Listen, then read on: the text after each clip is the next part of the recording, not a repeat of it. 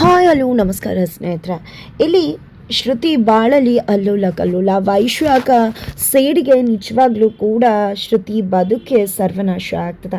ಹಾಗಿದ್ರೆ ಏನಾಯಿತು, ಏನು ಕತೆ ತಿಳ್ಕೊಬೇಕು ಅಂದರೆ ಈಗಲೇ ನಮ್ಮ ಈ ಚಾನಲ್ನ ಸಬ್ಸ್ಕ್ರೈಬ್ ಮಾಡಿ, ಹಾಗೆ ಈ ಒಂದು ವಿಡಿಯೋವನ್ನು ಪೂರ್ತಿಯಾಗಿ ನೋಡಿ. ಇಲ್ಲಿ ಶ್ರುತಿ ಮದುವೆ ಮಾಡಬೇಕು ಅನ್ನೋ ಮಾತುಕತೆ ನಡೆಯುತ್ತೆ. ಆ ಪ್ರಕಾರವಾಗಿ ಪುರೋಹಿತರ ಹತ್ರ ಹೋದಂಥ ಆಚಾರ್ಯಗೆ ಅಲ್ಲಿ ಪ್ರಭಾಕರ ಶಾಸ್ತ್ರಿಗಳವರ ಮಗನೇ ಸಿಗ್ತಾರೆ ಶ್ರುತಿನ ಮದುವೆ ಮಾಡೋದಕ್ಕೆ. ಬಿಕಾಸ್ ಅವರೇ ಪ್ರಪೋಸಲ್ನ ಇಡ್ತಾರೆ. ಹಾಗಾಗಿ ಆ ಒಂದು ವಿಶ್ವನ ಮನೇಲಿ ಬಂದು ಮಾತಾಡಿದಾಗ ನಾನು ಶಾಸ್ತ್ರಿಗಳಿಗೆ ಅಷ್ಟು ಇಷ್ಟ ಆಗೋದಿಲ್ಲ. ಬಿಕಾಸ್ ಅವ್ರ ಮೇಲೆ ಸ್ವಲ್ಪ ಬೇಜಾರಿರುತ್ತೆ ಪೌರೋಹಿತ್ಯ ಮಾಡಲಿಲ್ಲ ಅಂತ. ಬಟ್ ಅದು ಅವರ ವೈಯಕ್ತಿಕ ವಿಷಯ ಅನ್ನೋದನ್ನು ಅರ್ಥ ಮಾಡಿಸಿದ ನಂತರ ನಿಜವಾಗ್ಲೂ ಕೂಡ ಇಲ್ಲಿ ಶಾಸ್ತ್ರಿಗಳಿಗೂ ಕೂಡ ಒಪ್ಪಿಗೆ ಆಗುತ್ತೆ. ಹುಡುಗನ ಬಗ್ಗೆ ಕೂಡ ತುಂಬ ವಿಚಾರ ಮಾಡಿದ್ದೀನಿ ಚೆನ್ನಾಗಿ ಅಂತಾನೆ ಹೇಳ್ತಾರೆ ಇಲ್ಲಿ ಚಾರಿ ಕೂಡ. ನಂತರ ಆ ಹುಡುಗಿ ಬಗ್ಗೆ ಕೂಡ ಅವ್ರಿಗೆ ತುಂಬ ಇಷ್ಟ ಇದೆ, ನಿಮ್ಮ ಹತ್ರನೇ ಮಾತಾಡಬೇಕು ಅಂದ್ಕೊಂಡಿದ್ರಂತೆ. ಆದರೆ ನೀವು ಕೋಪ ಮಾಡ್ಕೋತಿರೋ ಅನ್ನೋ ಕಾರಣಕ್ಕೆ ನಿಮ್ಮ ಜೊತೆ ಮಾತಾಡಿಲ್ಲ ಅವರು ಅಂತ ಹೇಳಿದಾಗ, ಯಾವುದೇ ಕಾರಣಕ್ಕೂ ಒಂದು ಹುಡುಗಿ ತರಬೇಕಾದ್ರೆ ರೂಪಾನೋ ಒಂದು ಹುಡುಗನ ತರಬೇಕಾದ್ರೂ ಆದಾಯನ ನೋಡಿ ತೆಗೆದುಕೊಂಡು ಬರಬಾರ್ದು ಅಂತ ನಾನು ಶಾಸ್ತ್ರಿಗಳು ಹೇಳ್ತಾರೆ. ನಾನು ತುಂಬ ಚೆನ್ನಾಗಿ ವಿಚಾರ ಮಾಡಿದ್ದೀನಿ. ನನ್ನ ಫ್ರೆಂಡು ಅವ್ರ ಫ್ರೆಂಡು ಕೂಡ ಒಬ್ಬನೇ, ಆ ಹುಡುಗನಿಗೆ ಯಾವುದೇ ರೀತಿ ಬ್ಯಾಡ ಬಿಡಿಸಿಲ್ಲ, ತುಂಬ ಒಳ್ಳೆ ಹುಡುಗ ಅಂತ ಇಲ್ಲಿ ಚಾರಿ ಹೇಳ್ತಾರೆ. ಚಾರು ಕೂಡ ನನಗೂ ಯಾಕೋ ಇದೆಲ್ಲ ಒಳ್ಳೇದು ಅಂತ ಅನ್ನಿಸ್ತದೆ, ಅವ್ರಿಗೆ ಮದುವೆ ಮಾಡು ಮಾವ ಅಂತ ಹೇಳಿದಾಗ ತನ್ನ ಸೊಸೆ ಅಂದಮೇಲೆ ಎರಡನೇ ಮಾತೇ ಇಲ್ಲ ಅಂತ ಹೇಳಿ ನಾನು ಶಾಸ್ತ್ರಿಗಳು ಒಪ್ಕೋತಾರೆ. ಇಲ್ಲಿ ಶ್ರುತಿಗೆ ನಿಜವಾಗ್ಲೂ ಕೂಡ ಈ ಮದುವೆ ಒಪ್ಪಿಗೆ ಇಲ್ಲ, ಕಣ್ಣೀರು ಹಾಕ್ತದಾಳೆ. ಬಟ್ ಜಾನಕಿ ಅಮ್ಮ ಮಾತ್ರ ಚಾರು ಮತ್ತು ಜಾನಕಿಗೆ ನಮ್ಮನ್ನು ಬಿಟ್ಟು ಹೋಗ್ತದಾಳಲ್ವಾ, ಅದೇ ಕಾರಣಕ್ಕೆ ಕಣ್ಣೀರು ಹಾಕ್ತದಾಳಷ್ಟೇ ಅಂತ ಹೇಳಿ ಇಲ್ಲಿ ಜಾನಕಿ ಅಮ್ಮ ಸತ್ಯನ ಮುಚ್ಚಿಡ್ತಿದ್ದಾರೆ. ಯಾರಿಗೂ ಕೂಡ ವಿಷಯನ ಗೊತ್ತು ಮಾಡ್ತಿಲ್ಲ. ಶ್ರುತಿ ಲವ್ ಮಾಡ್ತಿದ್ದಾಳೆ ಅನ್ನೋ ವಿಷಯ ಗೊತ್ತಿರೋದು ಜಾನಕಿ ಅಮ್ಮಗನೇ. ಬಟ್ ಇಲ್ಲಿ ಜಾನಕಿ ಅಮ್ಮ ಮಾತ್ರ ಯಾವುದೇ ಕಾರಣಕ್ಕೂ ನಿನ್ನನ್ನು ಅವನಿಗೆ ಕೊಟ್ಟು ಮದುವೆ ಮಾಡೋದಿಲ್ಲ ಅಂತ ಫೋನ್ ಕಿತ್ಕೊಂಡಿದ್ದಾರೆ. ಜೊತೆಗೆ ನೀನು ಬರೋ ಹುಡುಗಂಗೆ ತೋರಿಸ್ಬೇಕು, ಅವನ್ನೇ ಮದುವೆ ಆಗಬೇಕು, ಇಲ್ಲ ಅಂದರೆ ನಾನು ಸತ್ತು ಹೋಗ್ಬಿಡ್ತೀನಿ ಅಂತ ಹೇಳಿ ಹೆದರಿಸಿದ್ದಾರೆ, ತನ್ನ ಮೇಲೆ ಪ್ರಮಾಣ ಮಾಡಿಸ್ಕೊಂಡಿದ್ದಾರೆ. ಹಾಗಾಗಿ ಶ್ರುತಿ ಕೂಡ ಮೌನವನ್ನು ವಹಿಸಬೇಕಾಗಿದೆ. ತದನಂತರ ಈ ಕಡೆ ರುಕುಗೆ ತುಂಬ ಬೇಜಾರಾಗ್ತದೆ. ಏನಪ್ಪ ಇದು, ಅಕ್ಕ ಏನು ಹೇಳಿದ್ಲು, ಇನ್ನೇನು ಆಗ್ತದೆ, ಮನೇಲಿ ಅಚ್ಚುಕಟ್ಟಾಗಿ ಶ್ರುತಿ ಮದುವೆ ಮಾತುಕತೆ ನಡೀತಿದೆ ಅಂತ ವೈಶಾಖಗೆ ಹೋಗಿ ಹೇಳಿದಾಗ, ಏನು ಯೋಚನೆ ಮಾಡಬೇಡ, ಏನಾಗಬೇಕು ಅದಾಗುತ್ತೆ. ಮನೆಯವರು ಅವಳಿಗೆ ಹುಡುಗನ ನೋಡ್ತಿದ್ದಾರೆ. ಬಟ್ ಅವಳು ಆಲ್ರೆಡಿ ಹುಡುಗನ ನೋಡ್ಕೊಂಡಿದ್ದಾಳಲ್ಲ, ಪ್ರೀತಿ ಮಾಡಿದವಳು ಇನ್ನೊಬ್ಬನ ಮದುವೆ ಆಗ್ತಾಳ, ನೋಡ್ತಾ ಇರು ಕಾದು ಏನಾಗುತ್ತೆ ಅಂತ ವೈಶಾಖ ಹೇಳ್ತಾರೆ. ಅದೇ ರೀತಿಯಾಗಿ ಪ್ರಭಾಕರ್ ಶಾಸ್ತ್ರಿಗಳ ಫ್ಯಾಮಿಲಿ ಬರುತ್ತೆ ಹುಡುಗನ ಸಮೇತ. ಅವ್ರಿಗಂತೂ ಹುಡುಗಿ ತುಂಬ ಇಷ್ಟ ಆಗ್ತಾಳೆ. ಬಟ್ ಹುಡುಗಿ ಕಣ್ಣೀರು ಆಗ್ತಿರ್ತಾಳೆ. ಅದನ್ನ ನೋಡಿ ಅವ್ರಿಗೆ ಆಶ್ಚರ್ಯ ಆಗುತ್ತೆ, ಏನಿದು ಯಾಕೆ ಅಳ್ತಿದ್ದಾಳೆ ಅಂತ. ನಾಣೆ ಶಾಸ್ತ್ರಿಗಳು ಕೂಡ ಕೇಳ್ತಾರೆ, ಯಾಕೆ ಶ್ರುತಿ ಅಳ್ತಿದ್ದಾಳೆ, ಮದುವೆ ಇಷ್ಟ ಇದೆ ಅಲ್ವಾ ಅವಳಿಗೆ, ಹುಡುಗಿನ ಕೂಡ ಕೇಳಬೇಕಾಗತ್ತಲ್ವ ಅಂದಾಗ ಖಂಡಿತ ಅವಳಿಗೆ ಇಷ್ಟ ಇದೆ, ನಾವು ಇಷ್ಟಪಟ್ಟಿದ್ದು ಹುಡುಗನ ಮದುವೆ ಆಗೇ ಆಗ್ತೀನಿ ಅಂದಿದ್ಲು. ಅವಳಿಗೆ ನಮ್ಮನ್ನೆಲ್ಲ ಬಿಟ್ಟು ಹೋಗ್ಬೇಕಲ್ವಾ, ಅದೇ ಕಾರಣಕ್ಕೋಸ್ಕರ ಅವಳು ಕಣ್ಣೀರು ಹಾಕ್ತದಾಳೆ ಹೊರತು ಅದರಿಂದಾಗಿ ಬೇರೆ ಯಾವುದೇ ರೀತಿ ಉದ್ದೇಶ ಇಲ್ಲ ಅಂತ ಹೇಳ್ಬಿಡ್ತಾರೆ. ತಕ್ಷಣ ಶ್ರುತಿ ಅಲ್ಲಿಂದ ಓಡಿ ಹೋಗ್ತಾಳೆ. ಯಾಕಿರ್ಬೋದು ಅಂತ ಗಾಬರಿ ಆದರೆ ಈ ಕಡೆ ಚಾರು ನಾನು ಹೋಗ್ತೀನಿ ಅಂದಾಗ ಇಲ್ಲಿ ಜಾನಕಿ ಅಮ್ಮ ಬೇಡ ಚಾರು ನೀನು ಇಲ್ಲೇ ಇರು ಅಂತ ಹೇಳಿ ತಾನು ಹೋಗ್ತಾರೆ. ಹೋಗಿದ್ದೆ ಅಲ್ಲಿ ವಾಮಿಟ್ ಮಾಡ್ತಿರೋ ಶ್ರುತಿಯನ್ನು ನೋಡಿದ ಗಾಬರಿ ಆಗುತ್ತೆ. ನಾಡಿ ಮಿಡಿತಾ ನೋಡಿದಾಗ ಅವ್ರಿಗೆ ಗೊತ್ತಾಗ್ಬಿಡುತ್ತೆ ಅವಳು ಪ್ರೆಗ್ನೆಂಟ್ ಆಗಿದ್ದಾಳೆ ಅನ್ನೋದು. ಅಲ್ಲೇ ಇಟ್ಕೊಂಡು ಚೆನ್ನಾಗಿ ಬಾರಿಸ್ತಿದ್ದಾರೆ. ಅದನ್ನೆಲ್ವನ್ನ ಕೂಡ ವೈಶ್ವಕ ರೆಕಾರ್ಡ್ ಮಾಡ್ಕೋತಿದ್ದಾರೆ ಮೊಬೈಲಲ್ಲಿ. ಈ ಕಡೆ ಎಂಥ ಪಾಪದ ಕೆಲಸ ಮಾಡಿಬಿಟ್ಟಿಯೆ ಪಾಪಿ ನೀನು, ಇಂಥ ಒಂದು ಸಂಸ್ಕಾರದ ಮನೆಯಲ್ಲಿ ಹುಟ್ಟಿ ಇಂಥ ಬುದ್ಧಿ ಕಲಿಯೋದ, ಎಂಥ ತಪ್ಪು ಕೆಲಸ ಮಾಡಿದೆ. ಪ್ರೀತಿ ಮಾಡೋದ್ರ ಜೊತೆಗೆ ಎಲ್ಲರೂ ಮನಸ್ಸು ಕೊಡ್ತಾರೆ, ಆದರೆ ನೀನು ದೇಹನೇ ಕೊಟ್ಟಿದ್ಯಲ್ಲ, ಏನು ಹೇಳಬೇಕು ನಿನ್ನ ಕರ್ಮಕ್ಕೆ, ಹಣೆ ಬರೋಕ್ಕೆ ಏನೋ ಸುಳ್ಳು ಹೇಳಿದೆ, ನನಗೆ ಸಂಸ್ಕಾರ ಇಲ್ವಾ, ಹಾಗೆ ಹೀಗೆ ನಾನು ಜಸ್ಟ್ ಹೋಗಿ ಬಂದೆ ಅಂತ. ಆದರೆ ಇವತ್ತು ಏನು ಮಾಡ್ಕೊಂಡು ಬಂದಿದ್ಯಾ ನೀನು, ಏನು ಹೇಳಬೇಕು. ಈಗ ಒಳಗಡೆ ನಿನ್ನ ಹುಡುಗನ ನೋಡೋಕೆ ಬಂದಿದ್ದಾರೆ, ಏನು ಹೇಳೋಣ ಅಂದಾಗ ನಾನೇನು ಅವ್ರನ್ನ ಬನ್ನಿ ಅಂತ ಹೇಳಿದ್ನ, ನೀವೇ ತಾನೇ ಫೋರ್ಸ್ ಮಾಡಿದ್ದು, ನಾನೇನು ಅವ್ರನ್ನ ಮದುವೆ ಆಗ್ತೀನಿ ಅಂತ ಹೇಳಿಲ್ವಲ್ಲ.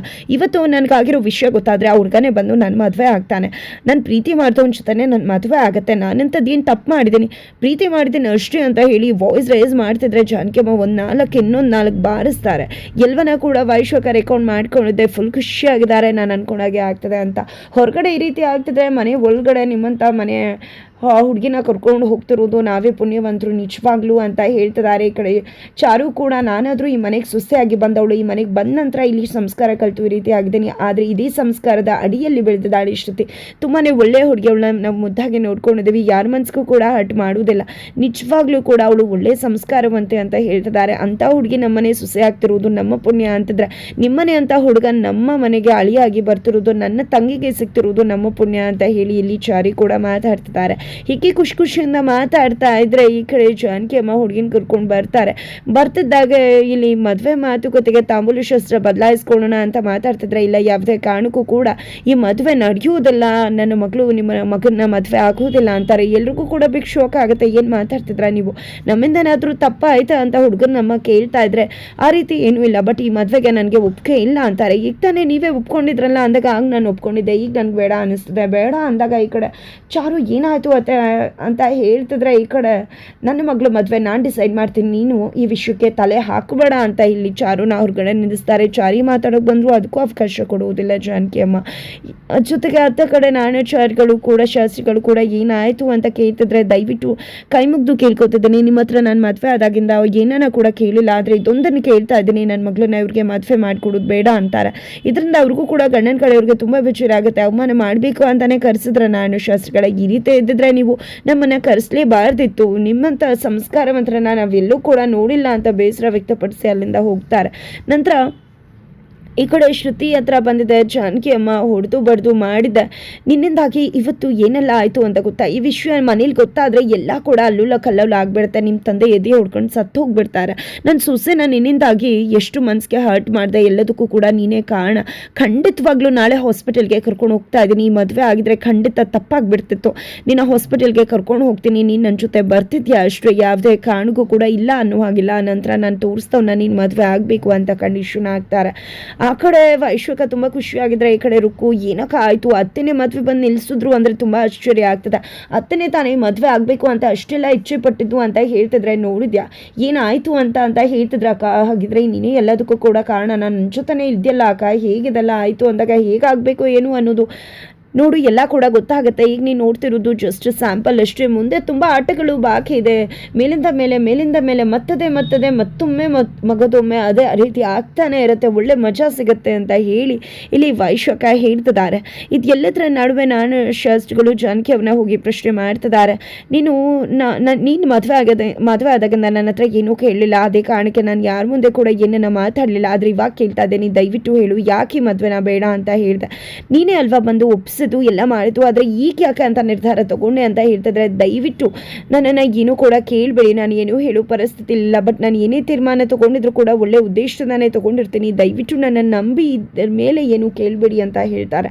ಆ ಕಡೆ ಚಾರು ತುಂಬ ಯೋಚನೆ ಮಾಡ್ತಿದ್ರೆ, ರಾಮಾಚಾರಿ ಬಂದಿದೆ, ನಾನು ದಯವಿಟ್ಟು ಕ್ಷಮಿಸ್ಬಿಡಿ ಅಮ್ಮನ ಪರವಾಗಿ, ನಾನು ನಿಮ್ಮ ಹತ್ರ ಕ್ಷಮೆ ಕೇಳ್ತೀನಿ, ಯಾಕಂದರೆ ಅಮ್ಮ ನಿಮಗೆ ನೋವಾಗೋಗೆ ಮಾತಾಡಿದ್ರು ಅಂತ. ಬಟ್ ಚಾರುಗೆ ಅಲ್ಲಿ ಅನ್ನಿಸ್ತಿರೋದು ಅವರು ಅತ್ತೆ ಯಾಕೆ ಈ ರೀತಿ ಮಾಡಿದ್ರು ಅನ್ನೋದ್ರ ಬಗ್ಗೆನೇ ಹೊರತು ಅತ್ತೆ ಈ ರೀತಿ ಮಾತಾಡಿದ್ರು ಅಂತಲ್ಲ. ಅದಕ್ಕೆ ಇಲ್ಲಿ ಚಾರು ಹೇಳ್ತಿದ್ದಾಳೆ, ನನಗೆ ಅತ್ತೆ ಮಾತಾಡಿದ್ರಲ್ಲಿ ಯಾವುದೇ ರೀತಿ ಬೇಜಾರಿಲ್ಲ, ಆದರೆ ಅತ್ತೆ ಎಂದು ಕೂಡ ಆ ರೀತಿ ಮಾತಾಡೋರಿಲ್ಲ, ಬಟ್ ಆ ರೀತಿ ಮಾತಾಡಿದ್ರು ಅಂದರೆ ಖಂಡಿತ ಏನೋ ಕಾರಣ ಇರುತ್ತೆ, ಆ ಕಾರಣ ಇರ್ಬೋದು ಅನ್ನೋದಷ್ಟೇ ನನ್ನ ಆಲೋಚನೆ ಅಂತ ಹೇಳ್ತಿದ್ದಾಳೆ. ತದನಂತರ ಈ ಕಡೆ ಜಾನಕಿ ಅಮ್ಮ ಕೆಲಸ ಮಾಡಬೇಕಿದ್ರೆ ಮೇಲಿಂದ ಮೇಲೆ ಮಾಡಿದ್ದೆ ಮಾಡ್ತಿರ್ತಾರೆ, ನೋಡಿ ಅಮ್ಮ ಮನಸ್ಸು ಸ್ಥಿಮಿತದಲ್ಲಿಲ್ಲದೆ ಇರೋಗ್ಲೇ ಮೇಲಿಂದ ಮೇಲೆ ಮಾಡೋದು, ನೀವು ಯಾವತ್ತೂ ಕೂಡ ಯಾರಿಗೂ ಏನು ಅಂದವರೆಲ್ಲ, ಒಬ್ಬರಲ್ಲಿ ತಪ್ಪಿದ್ರು ಕೂಡ ಅದರಲ್ಲಿ ಇನ್ನೇನೋ ಒಳ್ಳೇದಿರ್ಬೋದು ಅಂತ ನೋಡೋರು, ಅಂಥದ್ರಲ್ಲಿ ಈ ರೀತಿ ಮಾಡಿದ್ರೆ ಅಂದರೆ ಖಂಡಿತ ಅದರಿಂದ ಏನೋ ಉದ್ದೇಶ ಇರುತ್ತೆ, ದಯವಿಟ್ಟು ಹಂಚ್ಕೊಳ್ಳಿ ಅಮ್ಮ, ಯಾಕೆ ರೀತಿ ಮಾಡಿದ್ರೆ ಏನಾಯಿತು ಅಂತದ್ದು ದಯವಿಟ್ಟು ಹೇಳಿ, ಮನ್ಸು ಬಿಚ್ಚಿ ಮಾತಾಡಿ ಅಂತ ಹೇಳ್ತಿದ್ದಾರೆ. ಹಾಗಿದ್ರೆ ಇಲ್ಲಿ ಜಾನಕಿ ಅಮ್ಮ ಖಂಡಿತವಾಗ್ಲೂ ಕೂಡ ಚಾರುಗೆ ಎಲ್ಲ ವಿಷಯ ಹೇಳ್ತಾರೆ. ಚಾರು ಅನ್ಕೊಂಡಿದ್ದಾಳೆ ಇದರಿಂದ ವೈಶ್ವಕ ಇರಬಹುದು, ಈ ಮನೆ ಸಂಕಟ ಪಡ್ತಿದ್ರೆ ಖುಷಿ ಪಡುವುದು ಅವಳೊಬ್ಬಳೆ ಅಂತ, ಆದರೆ ಅತ್ತೆ ಜೊತೆ ಮಾತಾಡಿ ತೀರ್ಮಾನ ಮಾಡೋಣ, ಅತ್ತೆ ಮಾತಾಡಿದಾಗ ಗೊತ್ತಾಗುತ್ತೆ ಇದರಿಂದ ವೈಶ್ವಕ ಇದ್ದಾಳ ಇಲ್ವಾ ಅಂತ, ಇದ್ರೆ ಅಂತೂ ಖಂಡಿತ ಯಾವುದೇ ಕಾರಣಕ್ಕೂ ಅವಳನ್ನಂತೂ ಸುಮ್ಮನೆ ಬಿಡುವುದಿಲ್ಲ ಅಂತ ಚಾರು ಹೇಳ್ತಿದ್ದಾರೆ. ಹಾಗಿದ್ರೆ ಮುಂದೆ ಏನಾಗುತ್ತೆ, ಶ್ರುತಿ ಓಡೆ ಹೋಗ್ತಾಳ ಅಥವಾ ಶ್ರುತಿ ಮದುವೆ ಪ್ರೆಗ್ನೆಂಟ್ ಆಗಿರೋ ವಿಷಯ ಚಾರುಗೆ ಗೊತ್ತಾಗಿದೆ, ಮಗು ಏನು ತಪ್ಪು ಮಾಡಿದೆ ಅಂತ ಹೇಳಿ ಜಾನಕಿ ಅಮ್ಮನ ಕಣ್ಣು ತೆರೆಸಿ ಅವಳು ಪ್ರೀತಿ ಮಾಡಿದವನ್ನೇ ಮುಚ್ಚಿಟ್ಟು ಮದುವೆ ಮಾಡೋಕ್ಕೆ ಮುಂದಾಗ್ತಾರೆ. ಏನಾಗ್ಬೋದು ಏನು ಕತೆ ತಿಳ್ಕೊಬೇಕು ಅಂದರೆ ಮುಂದಿನ ವೀಡಿಯೋಗೆ ವೇಟ್ ಮಾಡೋದನ್ನು ಮರಿಬೇಡಿ.